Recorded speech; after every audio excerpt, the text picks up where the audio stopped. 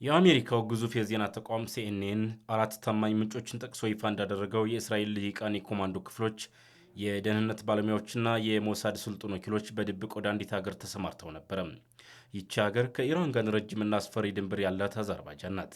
የእስራኤል ኮማንዶዎች በኢራን ሰሜናዊ በር ላይ ሆነው መረጃዎችን እየሰረቁ የኢራንን ልብ አቁስለዋል። ዛሬ በዚህ ልዩ ትንታኔያችን የምናያቸው አስገራሚ ጉዳዮች አሉ። የእስራኤል ኮማንዶዎች በአዘርባይጃን ምን እየሰሩ ነበረ? እስራኤል ኢራንን ከአራት አቅጣጫ ለመክበብ የተጠቀመችባቸው አራት ምስጢራዊ ቀጠናዎች አዘርባይጃን፣ ኢራቅ፣ ኤምሬትስ እና የሶማሌላንድ ሚና ምን ነበር? ኢራን በአዘርባይጃን ላይ ያቀደችው የድሮን ጥቃት እንዴት በሞሳድ መክሸፍ ቻለ? እስከ መጨረሻው አብራችሁን ሁኑ። ለመሆኑ እነዚህ የእስራኤል ሰራዊት አባላት እንዴት ወደ አዘርባይጃን ሊገቡ ቻሉ? ተልኳቸውስ ምን ነበር? የሲኤንኤን ዘገባ እንደሚያመለክተው መጀመሪያ ላይ እነዚህ ወታደሮች ወደ አዘርባይጃን የገቡት ለአንድ ወሳኝ ተልዕኮ ነበረ። እሱም በኢራን ምድር ውስጥ የእስራኤል የጦር አውሮፕላን ቢከሰከስ ወይም የፓይሌት ድንገተኛ አደጋ ቢኖር በፍጥነት ገብተው የሚታደጉ የፍለጋና ማዳን ቡድን በመሆን ነበር። በተለይም የእስራኤል ስመጥር የሆነው ዩኒት 669 የተባለው የሄሊኮፕተር ልዩ የኮማንዶ ክፍል እዚያ እንደነበረ ይገመታል። ነገር ግን ጦርነቱ እየተባባሰ ሲሄድ ተልኳቸው ተቀየረ።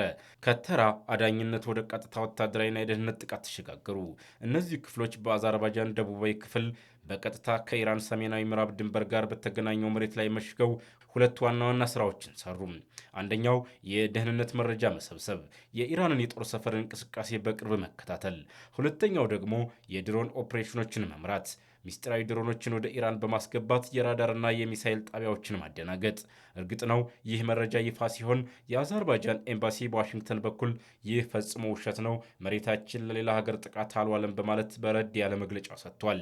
ነገር ግን የዓለም የደህንነት ተንታኞች እንደሚሉት በአዘርባይጃንና በእስራኤል መካከል ያለው ታሪካዊ ትስስር ይህንን ምስጢር እውን የማድረግ አቅም አለው። ለመሆኑ እስራኤልና አዘርባይጃን ምን ያገናኛቸዋል? አዘርባይጃን እኮ የሺያ እስልምና ተከታዮች የሚበዙባት ሀገር ናት፣ ልክ እንደ ኢራን። ታዲያ ለምን ከእስራኤል ጎን ቆመች? እዚህ ጋር ነው የጂኦፖለቲካው አስገራሚ ስሌት የሚመጣው። አዘርባይጃንና ኢራን ለዘመናት የዘለቀ የስነ ህዝብና የድንበር ውጥረት አለባቸው። በኢራን ውስጥ በሚሊዮን የሚቆጠሩ የአዘሪ ብሔረሰቦች ይኖራሉ።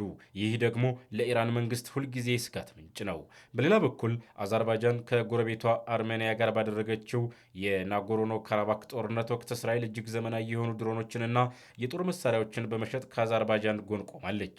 አዘርባይጃን ደግሞ ለዚህ ውለታ ምትክ ለእስራኤል ምን ትሰጣለች? ነዳጅና የኢራንን ድንበር።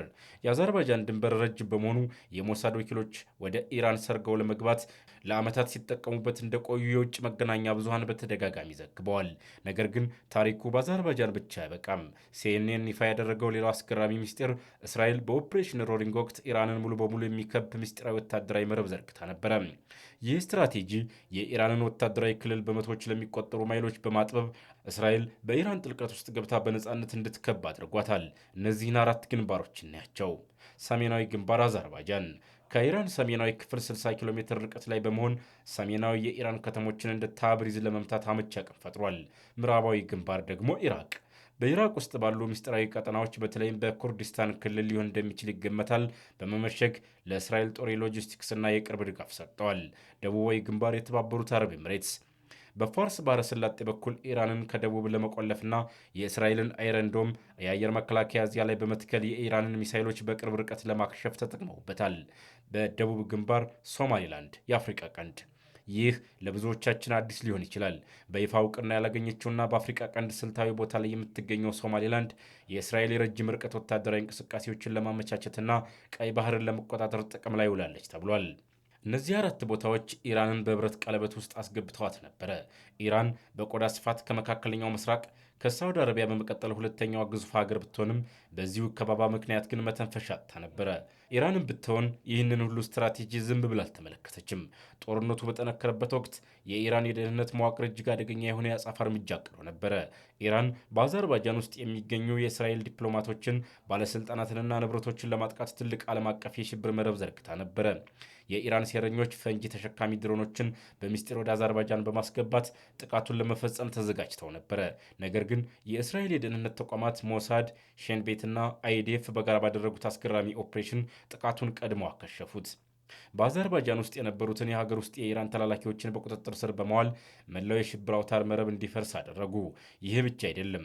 የታሰሩት ወኪሎች ሲመረመሩ በኢራን ውስጥ በቀጥታ የሚመሯቸውን ትልልቅ የደህንነት ባለስልጣናት ማንነት ጭምር አሳልፈው እንዲሰጡ አድርጓቸዋል።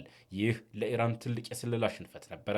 የዛሬው መረጃ የሚያሳየን የዘመናችን ጦርነት ከፊት ለፊት ከሚተኮሱ ሚሳይሎች በላይ በስተጀርባ በሚደረጉ የምስጢር ስምምነቶችና የስለላ ሴራዎች የሚወሰን መሆኑን ነው።